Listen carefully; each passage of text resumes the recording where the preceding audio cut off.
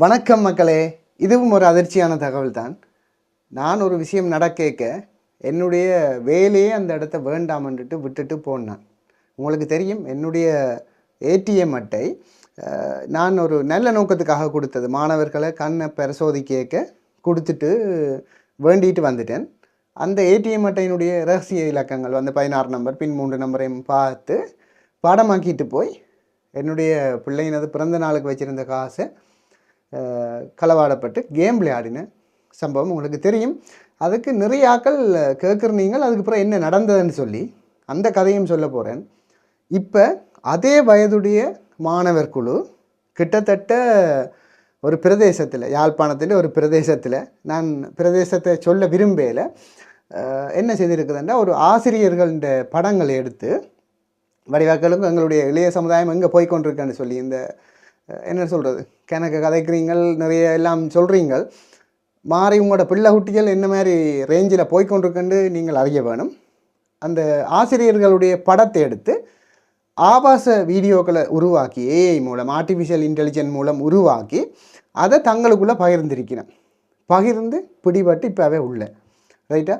இது நான் உரிய போலீஸ் நிலையத்துக்கு தொடர்பு கொண்டு கேட்டு புலனாய்வு அதிகாரிகள்கிட்டையும் கேட்டு இந்த தகவல் உண்மை நடந்ததென்று உறுதிப்படுத்திட்டு தான் கதைக்கிறேன். என்றாலும் அந்த பிரதேச மக்களின் நலன் கருதி நான் சொல்லல. ஆனால் உங்களுக்கு விளங்கும், ஓரளவு விளங்கும் தானே இது என்ன எங்கே இந்த சமுதாயம் போய்கொண்டிருக்குன்னு சொல்லி. விரிவாக கதைப்போம்.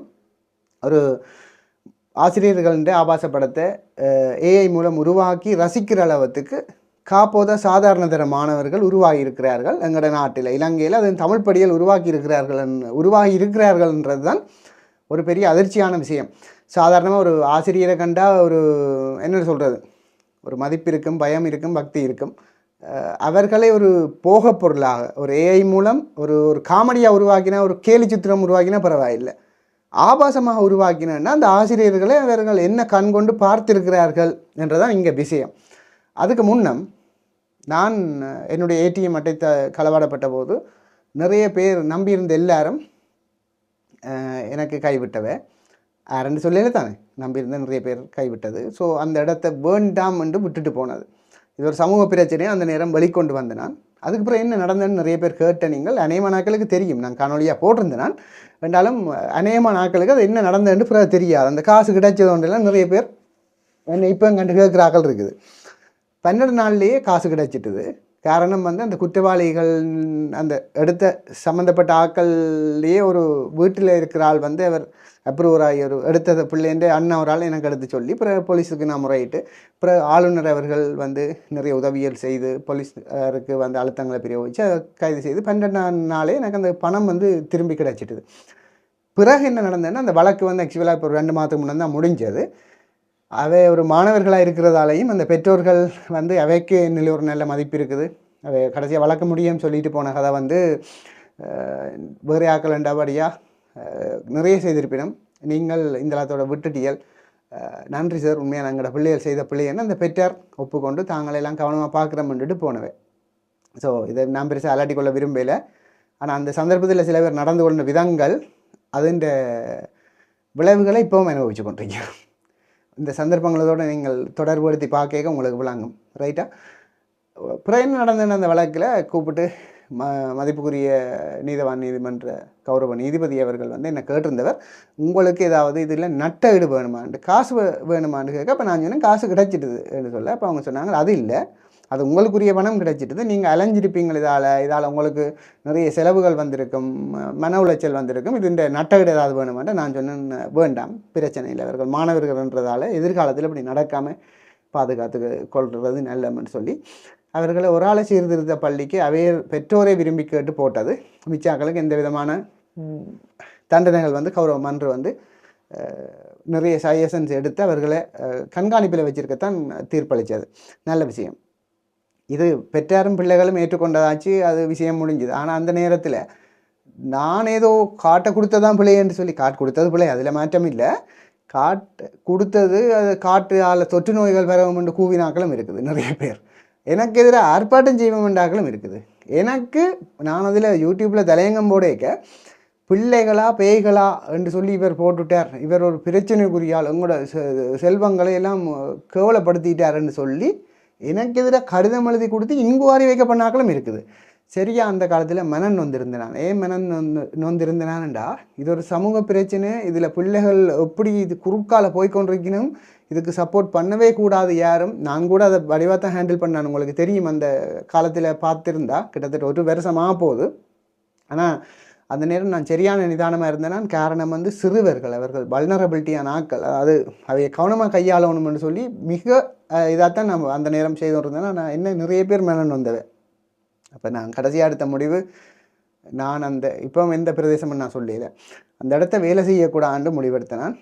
இப்போ அது அந்த இடத்துக்கு கிட்டத்தட்ட ஒரு அயல் கிராமம் வையுங்கோன்.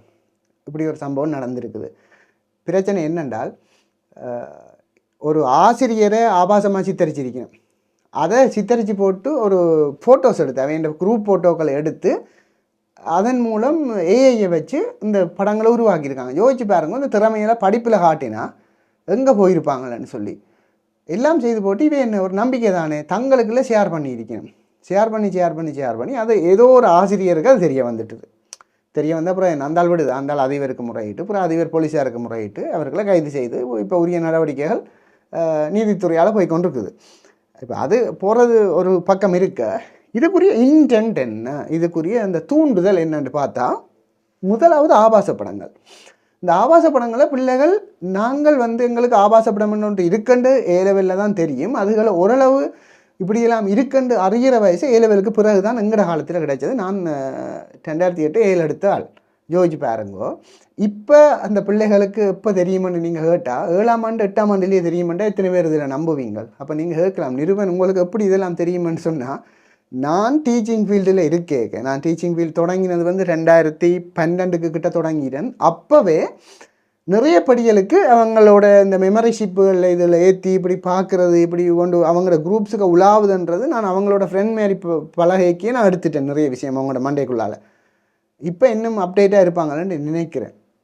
இது என்ன பிரச்சனைண்டா, வயது கூடின ஆக்களுக்குள்ளாலான் இந்த இப்படியான ஆபாச படங்கள் வந்து இவங்களுக்கு சப்ளை பண்ணப்படுது. அதாவது எப்படி சொல்கிறதுண்டா, இப்படி ஒரு விஷயம் இருக்குது, இது ஒன்று தெரியாதோ, நீ ஒரு பொன்சு குட்டியோ இல்லை பொட்டேனோ என்று சொல்லி இதை வந்து அவங்கள பார்க்க தூண்டுறது. அது மட்டும் இல்லை, இப்போ ஒரு வகுப்பு டீச்சர் ஒரு ஆள் அதால் சைக்கிளில் வந்து கொண்டிருக்கிறான்டா, வயது கூடின ஆக்களோட இஞ்சால் ஒரு படிப்பையில் போய் இருப்பேன்டா, அந்த வயது கூடினவன் என்ன சொல்லுவாருண்டா, அங்கே உங்களோட டீச்சர் ஒன்று வாரா, நல்ல செம பீஸ் என்ன, நல்ல செம கட்டேன்னு என்று சொல்லி இப்படி அந்த தங்களுடைய வக்கிரங்களை வந்து இவர்களுக்கு விதைக்கிறது. அப்போ சும்மா இருக்கிறபடி நம்ம என்ன யோசிப்பேன்டா, ஒரு ஆசிரியர் என்ற ஒரு அந்தஸ்தை விட்டுட்டு இப்படியெல்லாம் ரசிக்க அந்த அண்ணன் ரசிக்கிறார், இப்போ நானும் ரசித்தா என்னன்னு சொல்லி நீங்கள் யோசிக்கலாம்.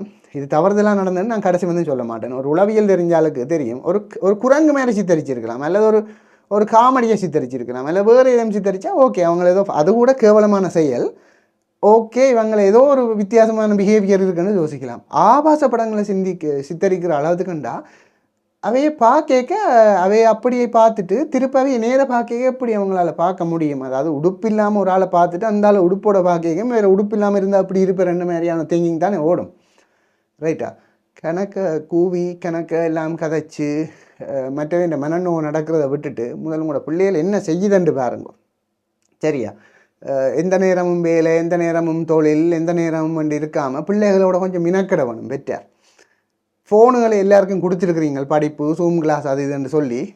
பேரண்டிங் கண்ட்ரோல் ஒன்று இருக்குது, ப்ளே ஸ்டோருக்கு போய் பாருங்க.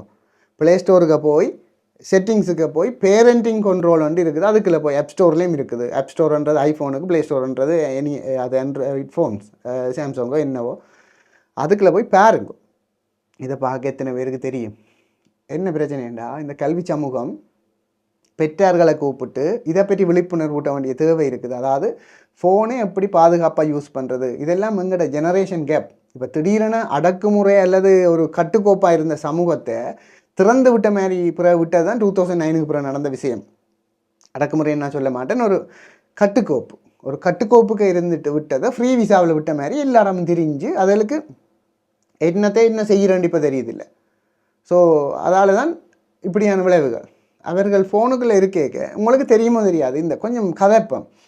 அன்றைக்கு அறிஞன் கொக்குவில் பிரதேசத்திலேயோ இல்லை அதுக்கு அண்மித்த பிரதேசத்திலேயோ ஒரு மாணவன் ஆன்லைன் கேமுக்கு அடிமையாகி ஒரு வித்தியாசமான உடை ஒன்று அணிஞ்சு கொண்டு தன்னைத்தானே அழிச்சிருக்கிறார், சூசைட் பண்ணியிருக்கிறார். இந்த பிரச்சனை என்னென்னா, இந்த கேம்ஸுக்கு தானே இந்த காட்டையும் கொண்டு போய் நாசமாக்கினவங்க. அந்த கேம்ஸுக்கு உங்களுக்கு தெரியுமா ஒன்லைன்னு சொல்லி உங்களோட எல்லாத்துக்குமே சேஃப்டி இல்லாத மாதிரி ஆக்கி கிடக்கு இந்த உலகம். காசு இருக்கலாம், என்னவா இருக்கலாம். இலங்கையில் திரைச்சேரிக்கையே களவெடுத்து போட்டாங்களே ஆன்லைன் சைபர் கிரைம் ஹேக்கர்ஸ். அரசாங்கத்தின் பொக்கெட்டுக்கே கையை வச்சுட்டாங்களையா. நம்மடைய எல்லாம் எந்த பக்கம் நான் சொல்ல வர்றது, இந்த கேம்ஸுகளுக்குள்ளால தான் நூதனமான முறையில் எங்களோட காசே எடுபட போகுது. இப்போ என்ன கேட்டால் நான் 100 தாண்டா ஒரு தினக்கும் தேவையில்லாமல் கொடுக்க மாட்டேன். ஆனால் இந்த பிள்ளையை பேப்பட்டம் கட்டி அதுக்குள்ளால் எடுக்கிற மாதிரி தான் இந்த செட்டப்புகள் போகுது உலகத்தில். ஒரு பிள்ளைக்கு இந்த மாதிரி உடுப்பு போட்டுக்கொண்டு சூசைட் பண்ணுன்ற கமாண்டை வழங்குறது யார்? அந்த கேமை கண்டுபிடிச்சவன் தானே. எத்தனையோ கேம்கள் இருக்குது, பாலத்துக்கு மேலே நடந்து போய் அதுக்கு குதி என்று கமாண்ட் வரும். இதுதான் செய்யுங்கள். அவ்வளோ அடிக்ஷன். என்ன அடிக்ஷனுக்கு போய் கடைசியாக சூசைட் பண்ண சொல்கிற கொமாண்டையே செய்கிற அளவுக்கு அடிக்ஷன்டா. நான் கேட்குறதா என்ன, இந்த உலகத்தில் அந்த கேமை கண்டுபிடிச்சவன் யாரோ ஒரு கேவலங்கட்டவன் தானே. அவன் தானே சொல்கிறான் அதில் இந்த பிள்ளையை இப்படி செய்ய சொல்லி. அப்போ நான் சொல்ல வர்றது, எங்கட பிள்ளை ஃபோனில் படிக்குது, எங்கட பிள்ளை கம்ப்யூட்டரில் எல்லாம் பிரிச்சு மேயுதுன்றதை விட்டுட்டு என்னத்தை பிரிச்சு மேயுதுன்ட்டு பாருங்க தயவு செய்து. உங்களோட பிள்ளைக்கே ஆப்பா வரலாம். சரி, இது ஏதோ ஆபாச படங்கள் இதுன்ட்டாங்களா, அவங்களுக்குரிய தண்டனை அவங்களுக்குரிய சீர்திருத்த பள்ளிகளுக்கு விட்டு அது புனர்வாழ்வுன்ற ரீஹபிலிட்டேஷனுக்கு போகுது. பிள்ளையே இல்லாத எத்தனை நிலைமை வரும் ஒரு ஆன்லைன் கேமுக்கு அடிமையாகினா, அல்லது இப்படியான விஷயங்கள் போய்க்கு அதில் வர கமாண்டிங்ஸ் யாரோ ஒருதான் சொல்லித்தான் அவன் செய்கிறான். அப்போ அவங்க அல்டிமேட்டாக இந்த ஜெனரேஷன் ஜெட்டை அழிக்கிறதுக்கு ஏற்ற மாதிரி தான் இந்த உலகம் வடிவமைக்கப்பட்டிருக்குது. இது நித்யானந்தாவும் இதை பற்றி கதைக்கிறவர் எல்லாத்துக்குமே வேறு இழுக்கிறீங்கன்னு சொல்லுவீங்க. சில பேர் சொல்கிற நல்லதை வடிவாக கேட்கணும். இந்த ஜென்சியை அழிக்கிறதுக்கு வந்த நிறைய விளையாட்டுகள் தான் இந்த ஆன்லைன் கேமிங், சில சமூக வலைத்தளங்கள் எல்லாமே. இந்த ஜெனரேஷன் ஜெட்டை அழித்து அவங்கள ஒரு பூலாக்கி அவங்கள கொள்கிற, இந்த சமூகத்திலேருந்து அகற்றுறதுக்குரிய வேலை திட்டங்கள்லாம் நிறைய நடக்குது. ஆனால் இதை பற்றி கதைச்சு எங்களுக்கு பைத்தியம் என்று சொல்லுவாங்க. கொஞ்சம் உங்களோட பிள்ளைகள் என்ன செய்யுதுன்ட்டு பாருங்கோ. மற்றவன்ட மனநோய் நடக்காதேங்கோ. நாங்கள் காட்களை ஓடுதுண்டு இதண்ட எல்லாரும் என்ன கேலி பண்ணினீங்கள் அந்த நேரம். சரியா கேலி பண்ணிக்க இவ்வளவு எனக்கு டிப்ரெஸ் ஆகிருப்பேன் நான் அந்த நேரத்தில். காசையும் கொடுத்துட்டு மற்றவருடைய பசை பாடலும் கிட்டந்த கதைகளும் இன்றைக்கு இப்படி ஒரு கேவலங்கிட்ட பேர் வந்திருக்குது. ரைட்டா? எனக்கு கடிதம் எழுதி கொடுத்து இன்குவாரி வைக்கிறீங்க. பிள்ளைகளா பேய்களான்னு தலையங்கம் போட்டாங்க. நான் அதில் தம்னையில் மாற்றிட்டேன், டக்கண்டு நான் மாற்றிட்டேன். ஆனால் அங்கே போக அந்த அதே ஸ்க்ரீன்ஷாட்டை காட்டி என்னை கேட்டவை, இது நீங்களாக போட்டதுண்டு. நான் அப்படி போய் சொல்ல மாட்டேன். இதுலேயே சொல்கிறேன், நான் தான் போட்டேன். நான் ஏன் போட்டேன் நீங்கள், இதுதான் ரீசன் சொன்னேன், பிள்ளை தான் இப்படி போட்டுட்டேன்ண்டு. சரியா?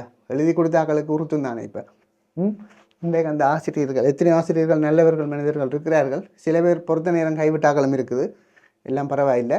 ஆனால் இப்படி ஒன்று நடந்திருக்குன்றது இனியாவது கொஞ்சம் அலர்ட் ஆகணும். சில வேளை இப்படி தான் அன்றைக்கு நடந்த மாதிரி இப்படி ஒரு கேமை விளையாடு, இந்த மாதிரி உடுப்பை போடு, நீ போய் இன்னும் நீங்கள் அழியன்னு சொல்லி அதை உங்களோட புள்ள செய்யிட்டு அவங்களுக்கு எவ்வளோ வாழ்நாள் புள்ள அந்த வடுவாக இருக்கும். கொஞ்சம் திங்க் பண்ணுங்க. அந்த கமாண்டெல்லாம் கொடுபடுது ஃபோனுக்குள்ளால தான். இது எல்லாம் அறியுங்க.